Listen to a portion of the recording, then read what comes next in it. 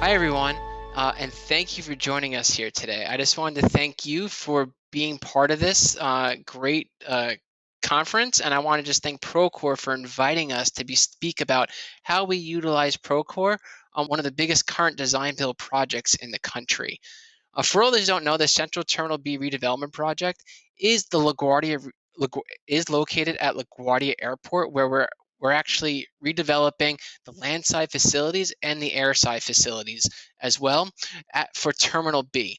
This $4 billion redevelopment project consists of many different parties, many different contractors, designers who took part of this, and we're here to kind of share our experience in how we utilize Procore to the best we could on this design build project.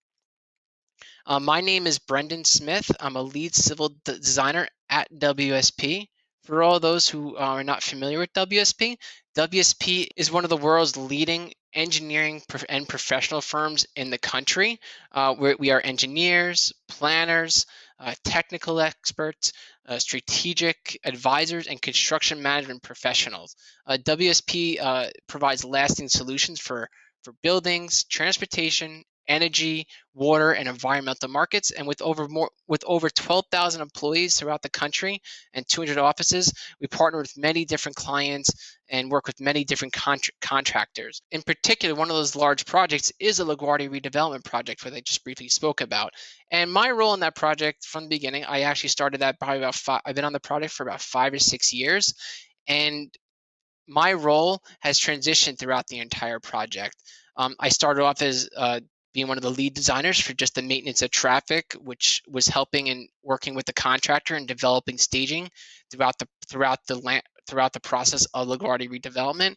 And then my role transitioned into a construction management role, where I was in a position to coordinate with the contractor and the designer, and help communicate and pass information back and forth between the contractor and designer, and making sure things were coordinated properly.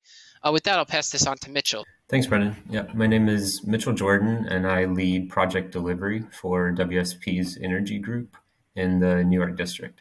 And I've been involved with the LaGuardia redevelopment project since 2016, when I initially became the project manager for the central heating and refrigeration plant.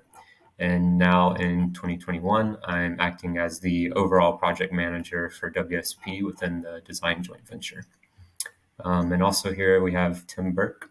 Thanks, Mitch. My name's Tim Burke. I'm based out of our Philadelphia office. I've been working on the LaGuardia redevelopment project since 2013. We started out with the pursuit of the project, which moved on to the design phase, where I was helping coordinate the landside development, including the roadways, utilities, storm drainage. And then as the project transitioned into construction, I started taking on the role of the resident engineer for the landside construction. And that's currently what I'm working on with Brendan and Mitchell as we work to close out the project. So now I'll turn it back to Brendan. Thank you, Tim. As we get into this, one of the questions that we keep asking is, why use Procore?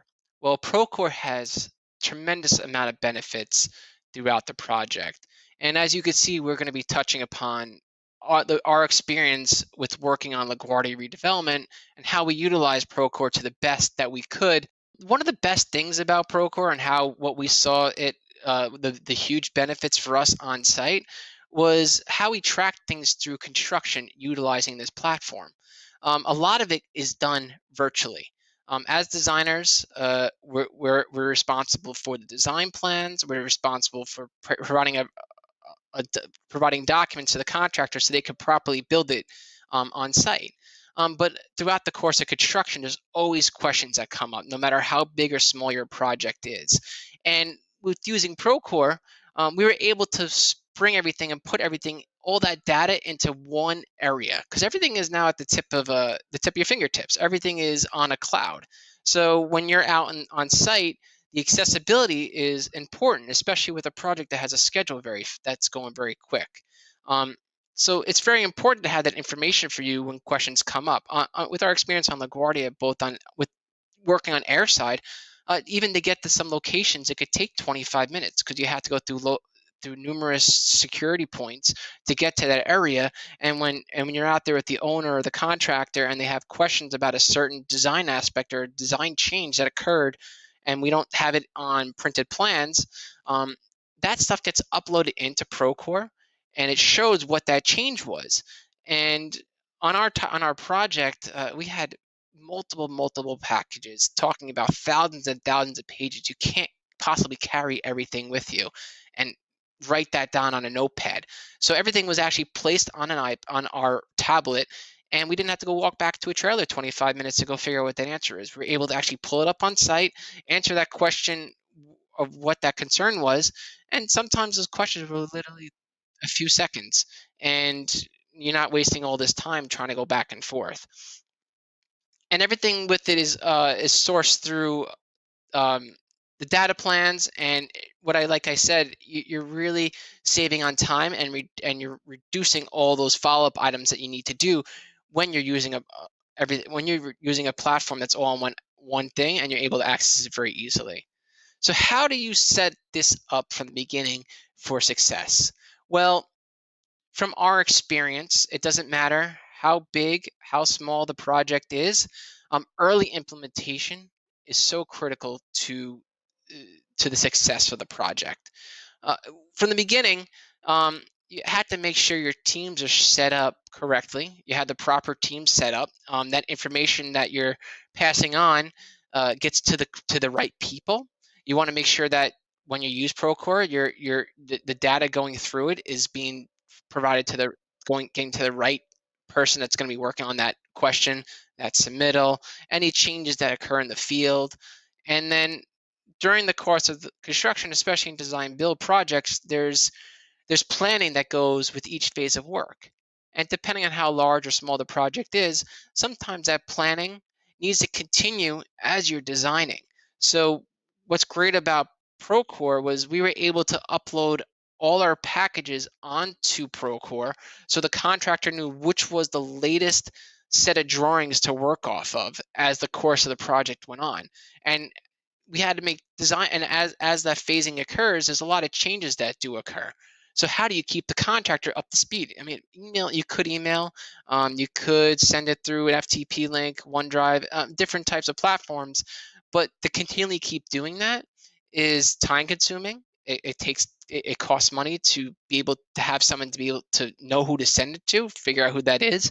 But when you have it on one platform, you're able to upload those changes continuously, and the person on the other end that's using that needs to pull it up knows exactly that that's the right plan that they should be looking at, because that was uploaded at a certain date, and they know that's always uploaded. And from a design side, also from a construction side, it's important to have that design oversight.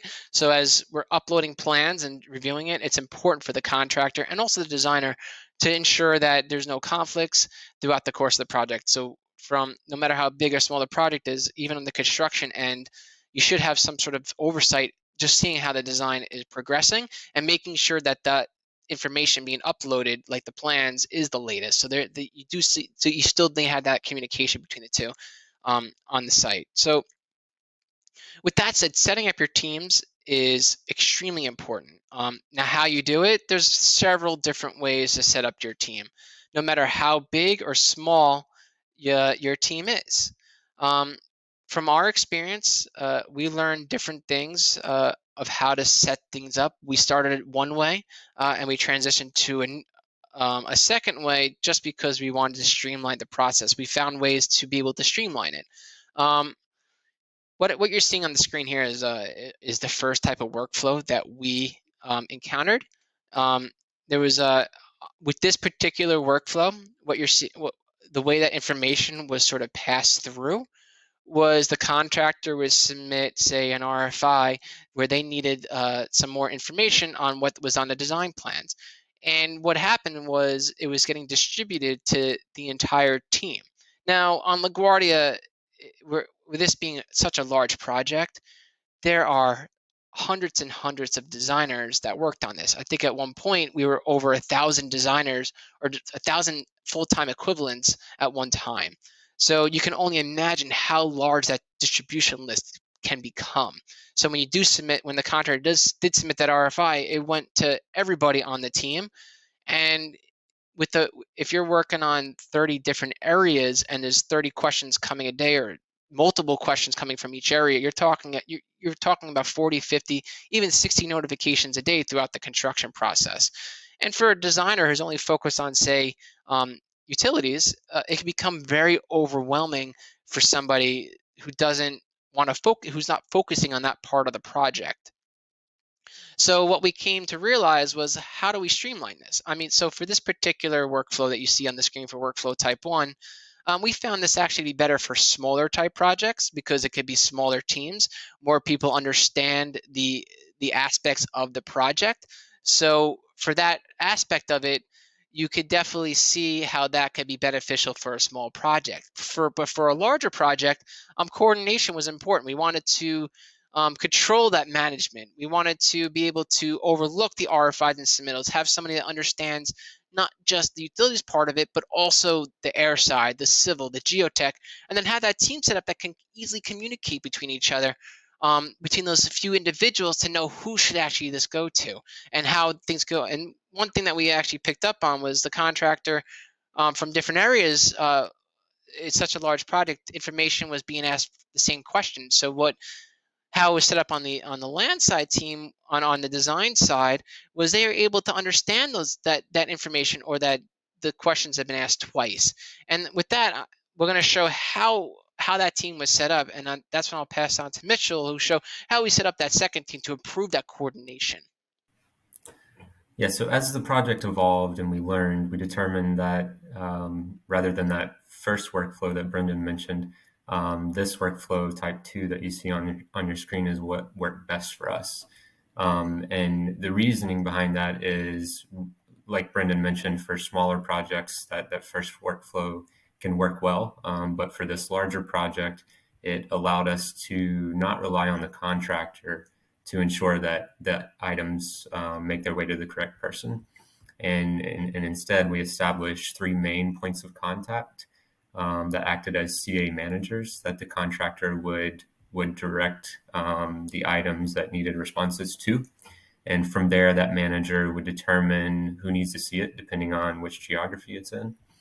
And a couple of the benefits that we found in this workflow is, one, since we had only 3 individuals that worked closely together, it kind of ensured that things didn't fall through the cracks, and that every person that needed to see something would see it, and those 3 individuals kind of were able to coordinate that.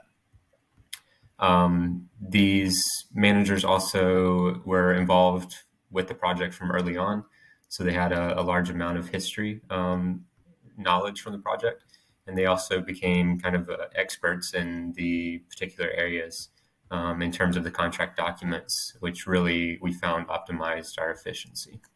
So just a bit about on this next slide, a bit about the particular case study that we're looking at here. Brendan mentioned a bit about it, but it's the LaGuardia Central Terminal B redevelopment. It's a $4 billion public-private partnership design-build project. And for those unfamiliar with LaGuardia, here you can see on the map, it's one of the 3 major New York City airports, all of which are owned by the Port Authority of New York and New Jersey. And it's the smallest of those 3, but it is the country's 21st busiest airport. So still a large airport. And here you can see the proposed Terminal B layout. And it's reflected in 2 different colors here. One representing those areas that fall under the P3 portion of the work, and those are in orange, and those that are outside of that P3, but still under the same redevelopment, and those are areas in black. So starting from the top left, you have a new terminal parking garage structure. Just beneath that, you have new roadway networks throughout the airport property. Below that, you have a 100,000 square foot exhibition hall, which is referred to as the Central Hall. Below the Central Hall and the first part of the P3 project is the central heating and refrigeration plant, which provides heating and cooling to the terminal buildings.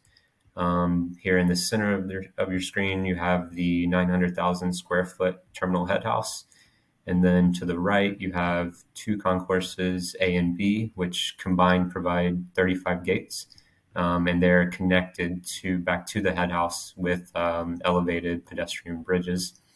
And then around those concourses, you have all new airside paving. Okay, and here we're looking at the P3 structure, so the public-private partnership.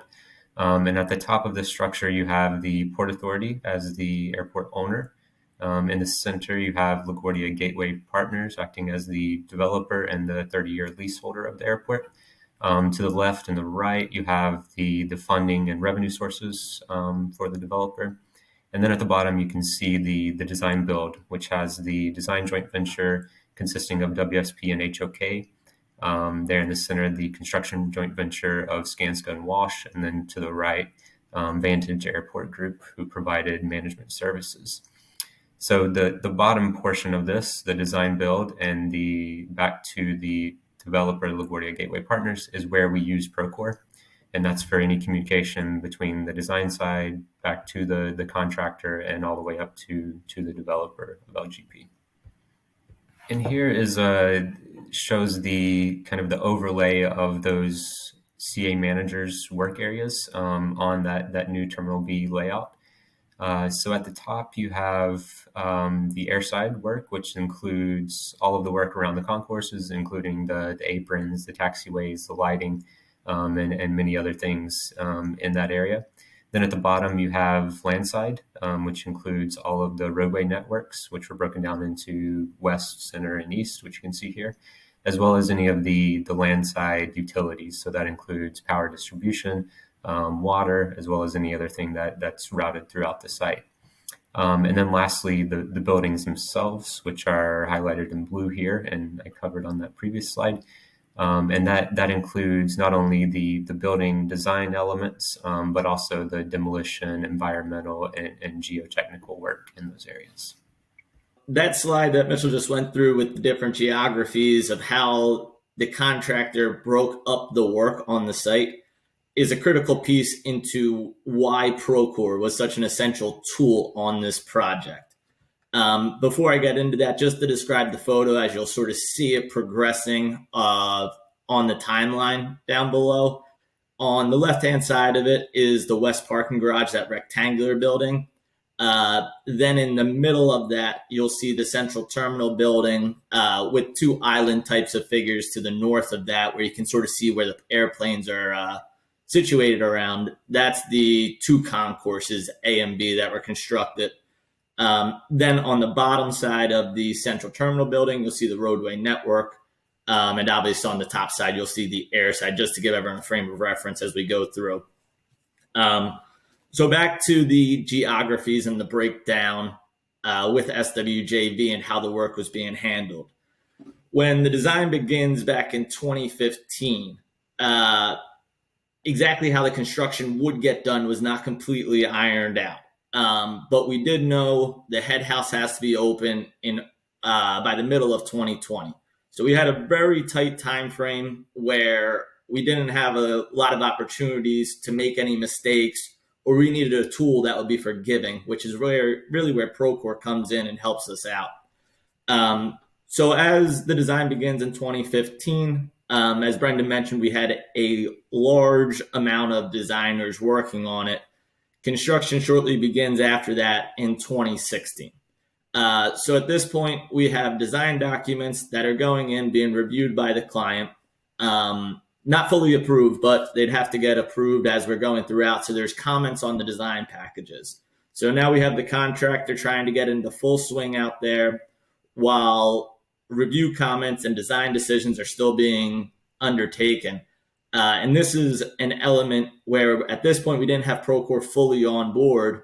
And we were realizing that when we would go out to meetings in the field with the contractor, they weren't knowing about the last changes that were happening on the design side. So before we got Procore in, we would see a lot of mismatched plans being utilized, not one source of truth that was being out there. So that was one of the issues we were falling before we made the switch over to Procore. As the design is advancing and getting finalized for these, we do make the switch over to Procore. And at this point, we started to see a lot of improvements and efficiencies. We started to see that the contractor and the design team were both working off the same sets of drawings. In the document management right on Procore now, everyone could pull up the latest design plans. So sort of one sort of source of truth there. We also started to see that the RFIs and submittals, which before we went to Procore, and we were just using an email-based system, each different entity would have to keep track of these submittals. So one of the geographies on the contractor side would send it out to who they thought was the appropriate designer. That wasn't always the case, and that's understandable. Contractor's not going to know exactly who to send it to, so they just email it out. We would then have to log it into our system in the old school Excel sort of way, tracking the RFIs, open and closed. The contractor, meanwhile, had to have their own document management system, and those two document management systems between the teams always didn't line up. When we made that switch over to Procore, we now didn't have those issues. So now everyone had a set date when the RFI was submitted, and we also had a set date of when it had to get returned. We didn't have to waste time going through, putting it into Excel, tracking it. We have one central source of document management.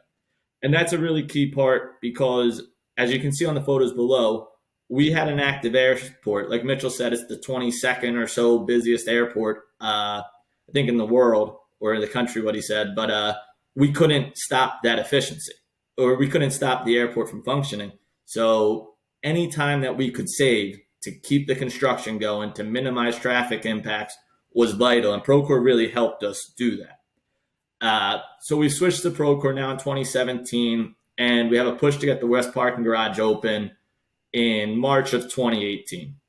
That comes online. And again, it's all about managing the traffic out there. We took away the parking space, and now we have to put them back. We keep going through this. Concourse B and opens in November 2018, along with the Chirp opening. And at this point, we've been using the Type 1 method of Procore, the Type 1 as we sort of are defining it now, where the contractor is just shooting out RFIs and submittals to what they think is the appropriate person. So at this point, our design team and the contractor team, we're utilizing Procore, which is a great tool. However, we don't know if we're utilizing it the most efficiently on the project. People are getting a lot of emails. They sort of aren't all meant for them. So what was happening was people were going a little bit numb to the notifications, and they would sort of just pass it by. It wouldn't be a top priority because they get a ton. Obviously, once that starts happening, the tool's not being utilized efficiently. So in December 2019, the overall team decided we're going to change how we're going to manage a little bit, utilize Procore a little differently. And this really paid off in big dividends. We now went to point people on the design side, who all of the RFIs and submittals will be filtered through.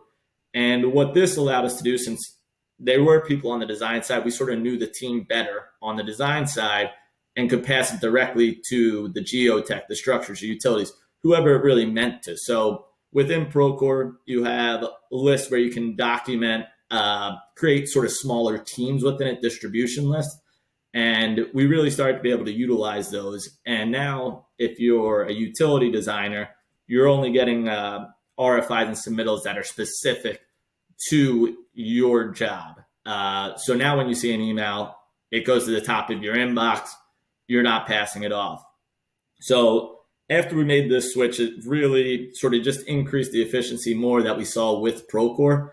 And it allowed us to get over that last year's hurdle to get the head house open in May of 2020.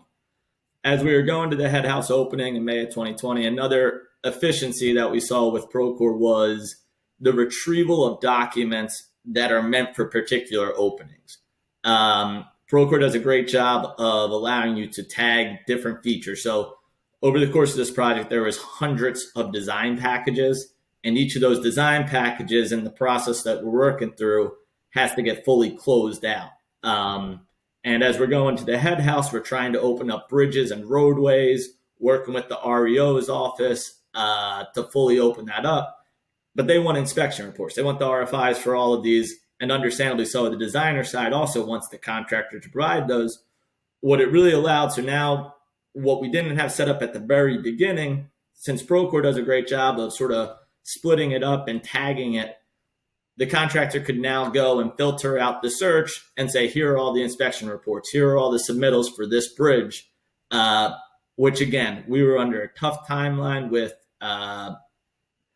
cost impacts if we couldn't get it open. And Procore really helped us to get that head house open by May of 2020.